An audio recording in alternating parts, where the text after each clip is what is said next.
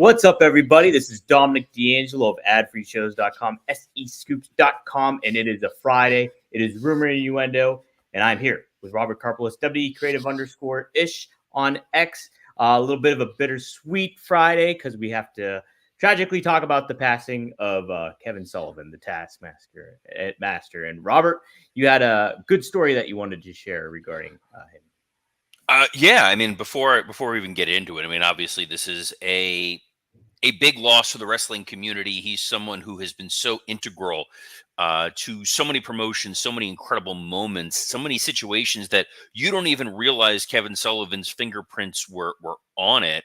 Some of the revolutionary character work that he did, you know, going from seeing him as part of the Varsity Club, which was this very sort of straight-laced group of ass kickers, where you saw him with Mike Rotunda, where you saw him with Rick Steiner.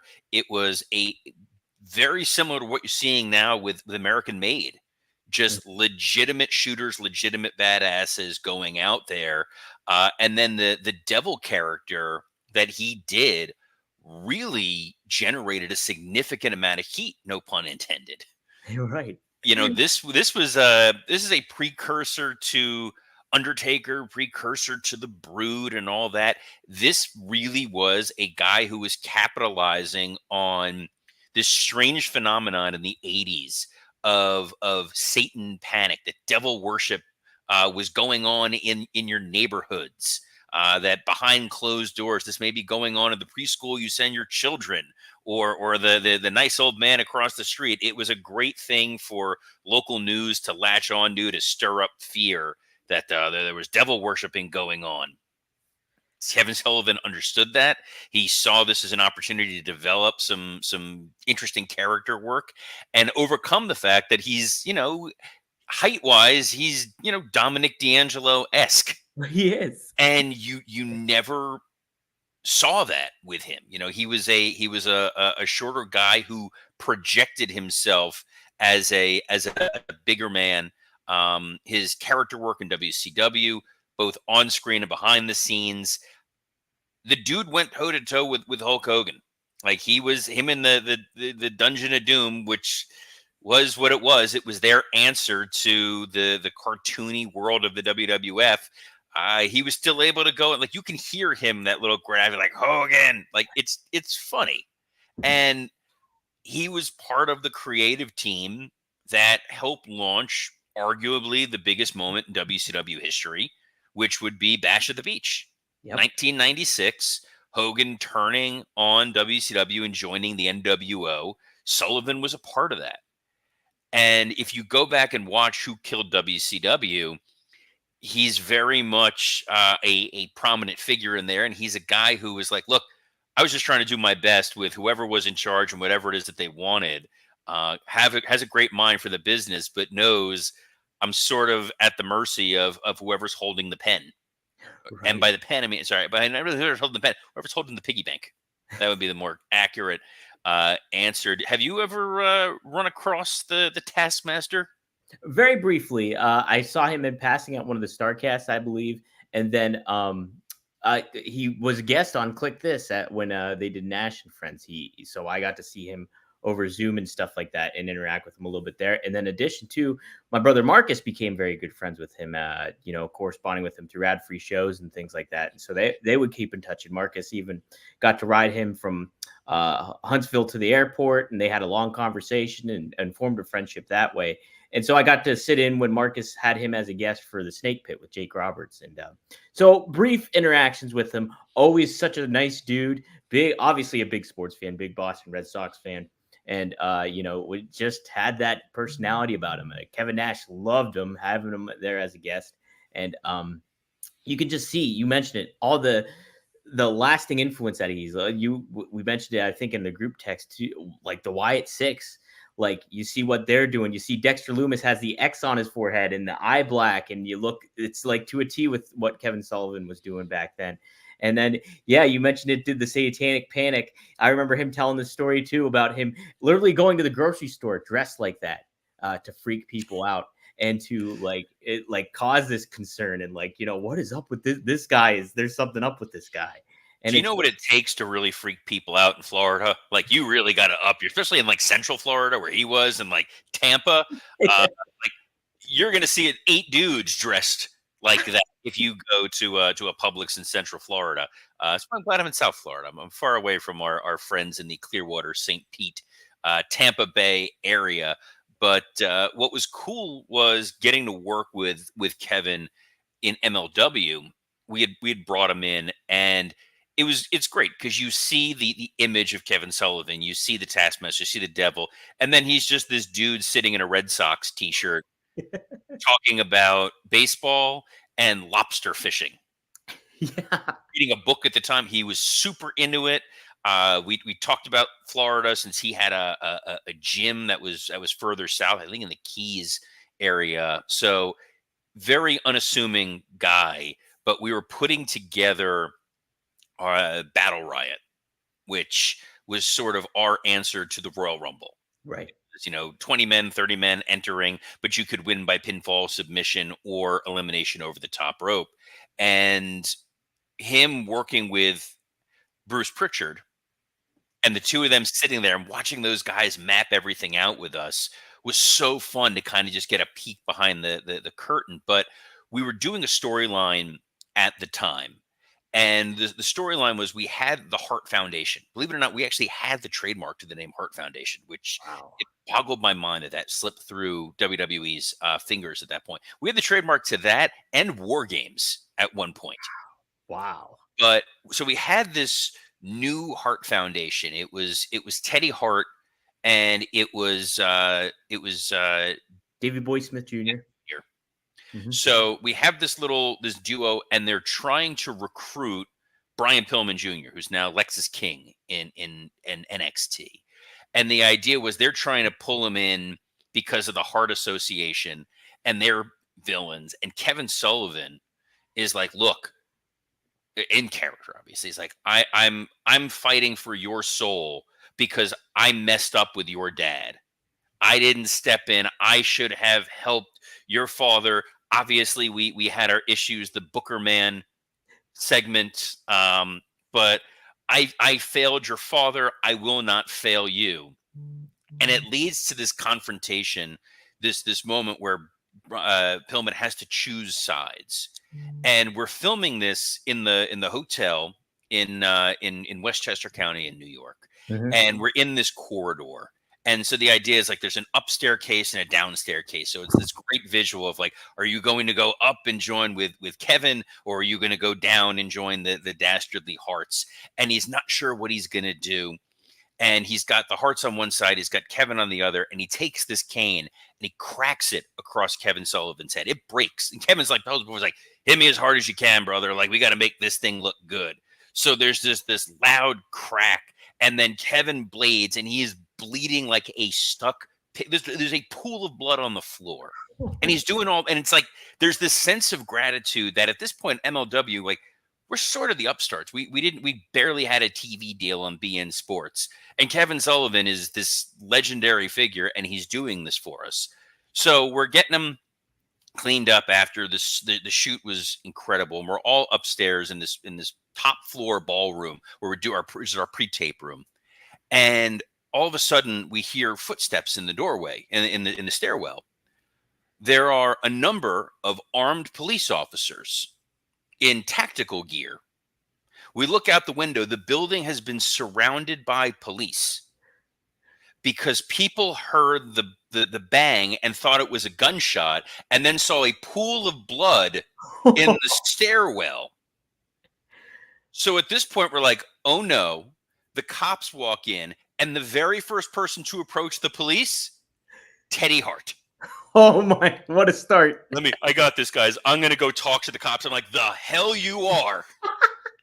You are not. And once we explained it, hey, we have permits. We're all good. This was just a misunderstanding. We're fine. But there was a very short window of time where this Kevin Sullivan pre-tape was going to get us all killed.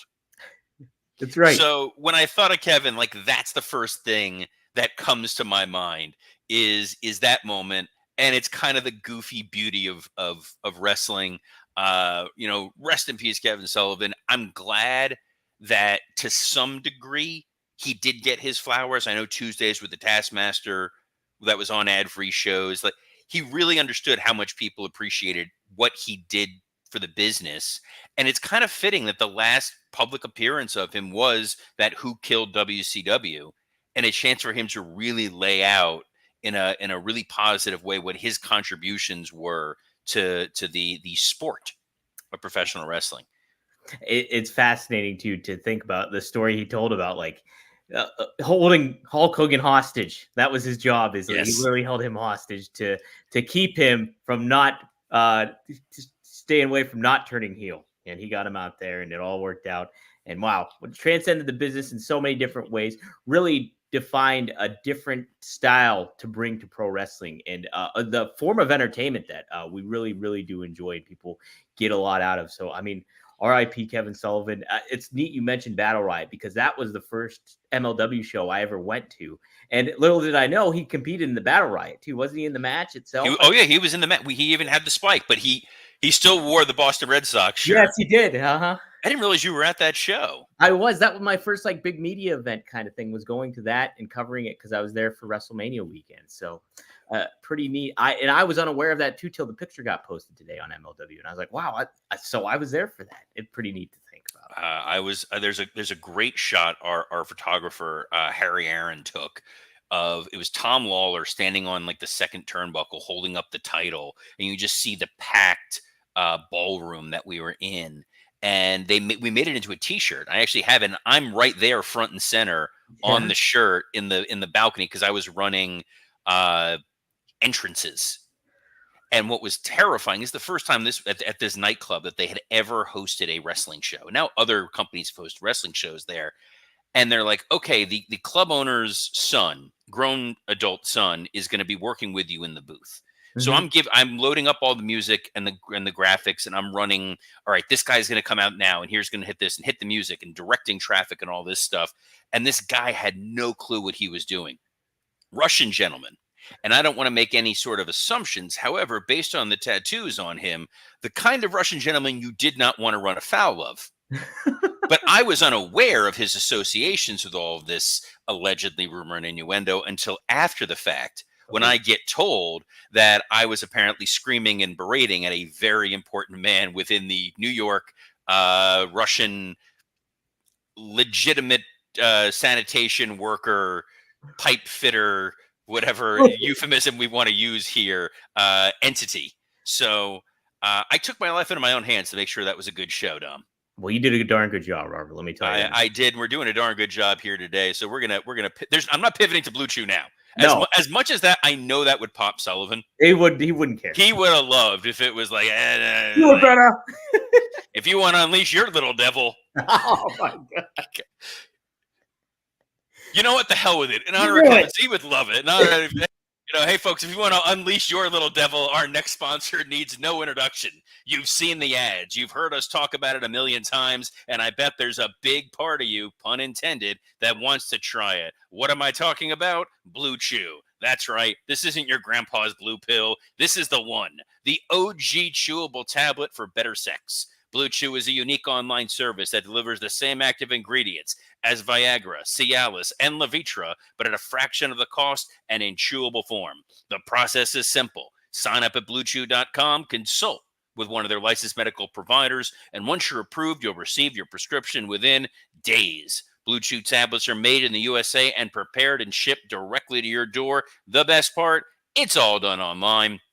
No waiting in line at the pharmacy, no visits to the doctor's office, and no awkward conversations. You can take them anytime, day or night, so you can plan ahead or be ready whenever an opportunity arises. Blue Chew wants you to have better sex. Discover your options at BlueChew.com. And guys, if you want to be the taskmaster in your bedroom, Blue Chew wants to help. They want the entire country rock hard. They told me that's the mission. They will not stop until every man is bricked up like a brick house, till every tent is pitched, till every rod is raised. Discover your option at BlueChew.com. We've got a special deal for our listeners. Try Blue Chew free when you use our promo code RUMOR at checkout. Just pay $5 shipping. That's BlueChew.com, promo code RUMOR, to receive your first month free. Visit BlueChew.com for more details and important safety information. And we thank Blue Chew for sponsoring this very solemn edition of Rumor and Innuendo. Thank you, Blue Chew. Thank you, Blue Chew. All right. Let's talk a little SmackDown, which If you insist. will certainly have some influence from Kevin Sullivan because the wrestling product does. Triple H, by the way, went on online to pay tribute to him as well, too, which was Oh, what did he say? I didn't see that.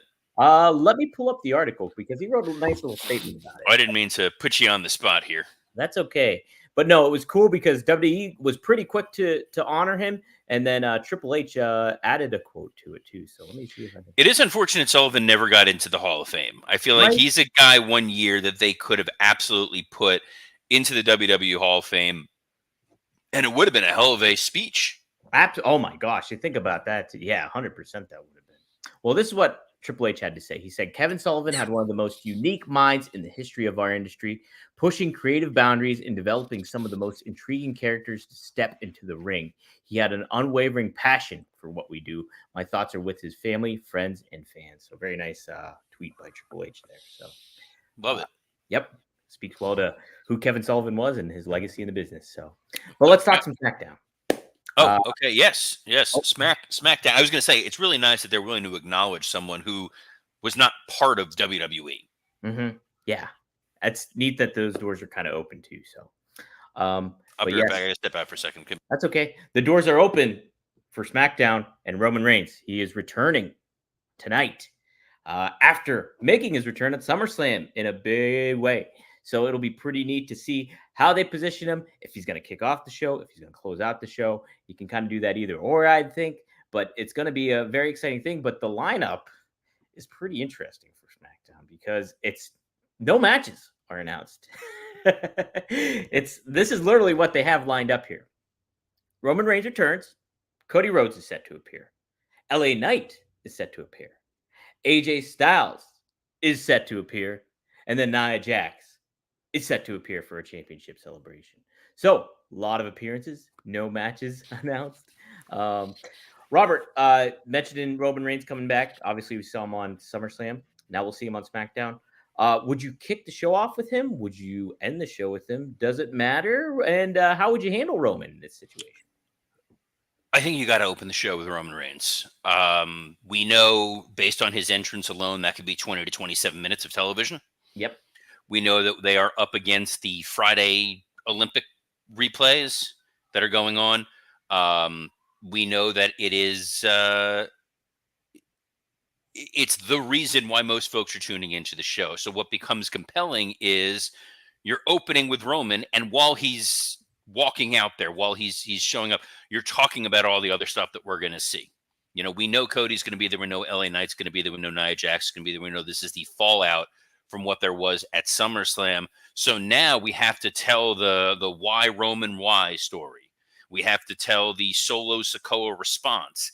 We also have to set up who the challenger is for Cody at Bash at Berlin, which this is the crazy part of all this. Given that Orton is going to be challenging Gunther over on Raw, given that you're probably not going to immediately pivot to Cody Roman, which, who are we kidding?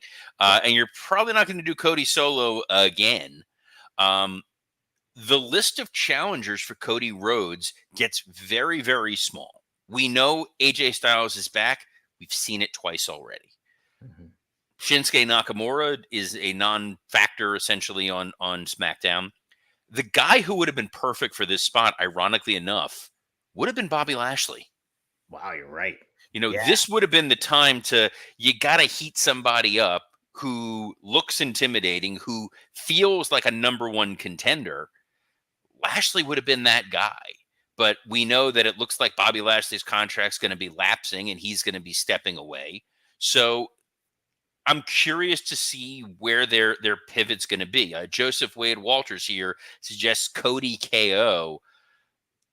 That's a tough one because I don't think you want to do babyface. Yeah, it's a difficult, and like Kevin Owens is a hot act, but I don't think it's already kind of predictable of what's set to happen. I think you want to pack a punch right after SummerSlam too and keep fans invested, especially when you're going to a new big place like Berlin too for a PLE. So it is, and if you go back to the AJ one last time, it does feel like you're a little creatively bankrupt at the moment in terms of your number one contendership.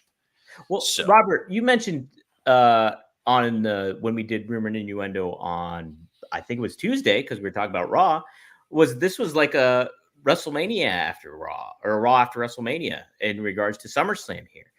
So maybe there will be some sort of surprise when it comes to what we might see who we might see on SmackDown when it comes to who Cody's challenger could be. Somebody they pull out of left field completely. That would be great. I don't know. Charlotte Flair.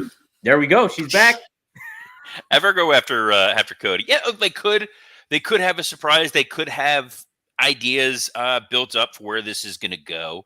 I'm just as curious as everybody else, and I think the idea of not announcing a ton makes it interesting and compelling. Because yes, you are going to have the coronation of Nia Jax. You're going to have LA Knight there. Who his first challenger is going to be, I still think the winner of the Carmelo Andrade feud feels like the natural pick. In the short term, there is Austin Theory or Grayson Waller to feed to one of those guys, but there's enough interesting stuff coming off of SummerSlam that you don't have to reveal a ton beyond, hey, the guy you've been chanting for since the moment he left, he's going to be on TV, and you know he's going to talk for a while. I don't think we'll see Heyman, though. No, I wouldn't want to. I don't think either, because I think he's doing a great job at like not being on television because of what happened to him. So I think you can really build to the return of Heyman and make that feel even more significant than him just even showing up at today. So Wrestling Old Head says, "Bring Jack Swagger back." That's actually I tried to ignore the comment. Did you? Yeah. I liked it. I like it. Do it. You would. Have him bring the Eagle back too. I would be all for that. You're a monster. I want the Eagle. I want it. I'm trying to make the comment go away. It won't yeah, no, you clicked on it and then I clicked it back. It won't leave. Like the thought, my God, can you imagine? Though, I got to tell you, if in 1 week Triple H can get over Bronson Reed, Odyssey Jones, and Jack Swagger, Booker of the Century. That's it, man. He's on a hot streak. Who would you line up for Nia Jax coming up? Depends on who I hate. You could very easily do a rematch. Mm-hmm. Seems like a safe bet to go ahead and go for the rematch. I know Mia Yim has been sort of feuding with her on and off. There's always Naomi. I think a rematch seems like the safest bet. Get it out of the way and clear the path for the PLEs after. Well, let me ask you this. Bayley lost. Yes. He hasn't had a great babyface run, I don't think. What would you do with her moving forward? Is there something that you would charge her up to make her kind of a different type of babyface? Or how would you position her to get her in the right spot to kind of, I don't know, re-energize those batteries that it hasn't clicked with the fans, I don't think. Well, now she's a motivated challenger. Mm-hmm. You guys screwed me. I'm going to come and do everything I can to win back the title that I lost. And sometimes a chasing babyface cures everything. Mm-hmm. So I'll be curious to see what happens. Me too. Well, I'm curious to get your thoughts on this because we were going to talk about this last. We were going to open the show with this. I made that promise, and then Kevin Sullivan was like, he's pulling the booking decisions, and he's like, "No, guys, not today, brother." We Why do you keep turning him into Jimmy Snuka? I don't know. I know that I'll say brother a lot, but it's like brother. Like, come on, man. Well, I got to work on the Boston accent. That's an issue. Yes. So the Gawker movie. Rumor is going to be Ben Affleck portraying Hogan. In PW Insiders, Mike Johnson revealed on August 2nd that Killing Gawker was being developed and could have Ben Affleck play the role of Hogan. In addition to it, reported that project may launch in January of 2025. Variety's Katzy Steffen confirmed on August 5th that the film was being developed and added that Gus Van Sant is set to direct it. Van Sant has famously worked with Affleck and Damon as director on the Academy Award nominated movie Good Will Hunting. How about that, Robert? Pretty surreal. Can Ben Affleck pull off Hulk Hogan, brother? Yeah, why not? Oh, look, I think it'll be really interesting. The fact that Matt Damon's involved, I think they said he may be playing Peter Thiel. It's gonna be interesting. I think what they did with Air was a lot of fun. Obviously, going back to Good Will Hunting, it's a great film. There's a lot of prestige when you put these guys together. I think they'll do some justice to it. I think seeing the potential transformation for Affleck, if he's able to pull it off, it could be a hell of a lot of fun. I didn't think Zac Efron was going to be a great Kevin Von Erich, and he proved me wrong. So, you never know. I think that the story is really unique. It's a bizarre story. If you haven't watched some of the documentaries about it or read about it, it's worth going out of your way to hear how Hogan basically brought down this massive media empire. And then it totally derailed his life for a very long time, to the point where he ultimately wound up a pirate at WrestleMania. So the strange thing, if I'm Ben Affleck, though, if I'm doing this film, knowing that I'm going to then have to go on a press tour where there's going to be some unscrupulous reporter somewhere, not a Chris Van Vliet, not a good reporter, but some whatever, they're going to ask him, like, have you ever recorded a sex tape? And then it's going to be a whole thing. Okay. Given that he's potentially going into a high-profile divorce right now, this will be interesting. Yeah, it's going to be. My goodness, you think about it too.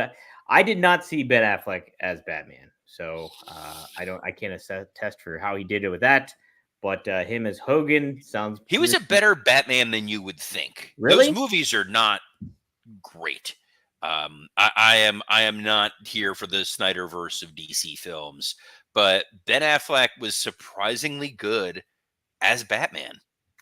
But it kind of goes back to like Kevin Smith, whom I hold in extremely high regard. Mm-hmm. Always said, I think Affleck can play anybody. It's like, in my mind, he could play the shark in Jaws. So let's see what he can do as the Hulkster.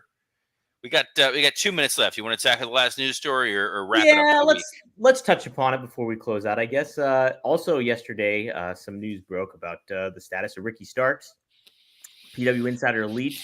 Numerous WWE sources stated that there's certainly interest in a number of AEW stars whose deals are close to expiring or have been off TV for some time. One of those talents, Ricky Starks. Although there's no words whether they're WWE and Starks have been in contact, nor how long the former AEW World Tag Champ remains under contract with the promotion. It's also noted that WWE remains interested in Daniel Garcia, who has still not signed a new deal with All Elite Wrestling. Also should add, obviously, the Lucha Brothers. Their deals are set to expire. Ray Phoenix, I believe, removed himself from an indie date. So there's some indications that they're going WWE. Robert, I talked about how Cody felt like a huge gut punch that AEW never recovered from. And then they lose CM Punk. Then they lose Jade Cargill. Then they get Ethan Page, and they get Shawn Spears. Now they're getting even higher rated talent in somebody like a Ricky Starks and somebody like two people like the Lucha Brothers and a rising star in Daniel Garcia. If this happens, what do you think the impact's going to be regarding AEW and the viewpoint on them? It's a telling shift if they wind up getting a guy like Ricky Starks, because this was sort of a homegrown discovery for AEW. This was a young guy, a talent that they put a lot of time and effort into. They gave him a lot of TV time. He was part of a lot of major storylines. We saw him wrestle Chris Jericho. We saw him as tag team champion. We saw him work with CM Punk. People clearly see something in Ricky Starks as a guy you can develop. And my criticism of AEW for quite some time has been they have yet to show me how they can truly develop young talent. If you take young talent like Danny Garcia, you take young talent like Ricky Starks, and you can't advance them to the next level, at the same time you squander Penta and Phoenix, it rightfully does create a lot of questions about how viable and how strong your booking ability is to leverage TV. A lot of the talents that they have gotten over were pre-assembled. MJF, not to be that guy, but it's like, had him in MLW, we made him fully formed before he showed up in AEW. Darby Allin, the Darby Allin that we had day one in MLW is the same Darby Allin you have in AEW. Swerve Strickland, just about the same guy that he was handed over. Sammy Guevara, same guy you want to punch in the face repeatedly. So it's not like they've taken a guy that they've discovered from out of nowhere, molded him from scratch and put him on TV and let that guy skyrocket. And I feel like you had a chance with the Starks, with the Danny Garcia, even with a Penta and Phoenix to say, these are our guys. These are AEW originals. Look what we're going to do with them. We're going to make them massive superstars. And instead, they're going to go be massive superstars potentially on NXT and WWE. Speaking of massive superstars, you sat down with a massive superstar last evening. Yes. Mr. Rob Van Dam, me and him recorded, 2.5 hours. We talked about plenty of different stuff, including Cody Rhodes mentioning how WWE made an effort to pay tribute to the legends over SummerSlam weekend by sending a roster-wide text about them all. We cover a lot of different ground when it comes to just his different big time. We talk about Cena, working with Cena, why he considers that ECW One Night Stand match the greatest match he's ever had, and we put context behind it. And then plus the value of being in a video game and being an action figure and certain things like that, and how it reaches out to a different fan base in certain ways. So really, really interesting conversation we had. Be sure to tune into that. It will drop Monday at 4:20 p.m. Eastern Standard Time on rvdtv.com. We also recorded Straight Talk with the Boss, Magnum TA, and Greg Gagne. Covered some fan questions. Had a great time talking about that. Covered SummerSlam. Got some good perspective on the modern product with Magnum TA and Greg Gagne. So take a look at that. Go to fourhorsemanetwork.com. Robert, you and Scott Chaplin recorded a good one of Working Stiff yesterday as well. We did. We had a great episode of Working Stiff talking about it was one of the great freewheeling conversations where you never knew where it was going to go and pivot. It was everything from what happens when your electrician happens to be a wrestling fan to what we saw on Raw.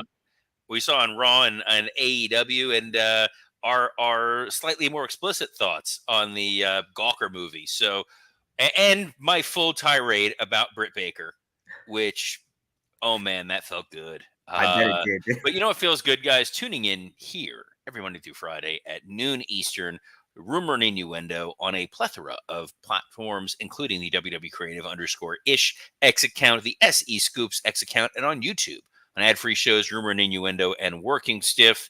So on behalf of the new devil, Dominic D'Angelo, I'm Robert Karpelis. Best of luck in your future endeavors. As Kevin Sullivan would say, let it simmer. Oh, gotta hit it. Let it simmer, guys. God damn it,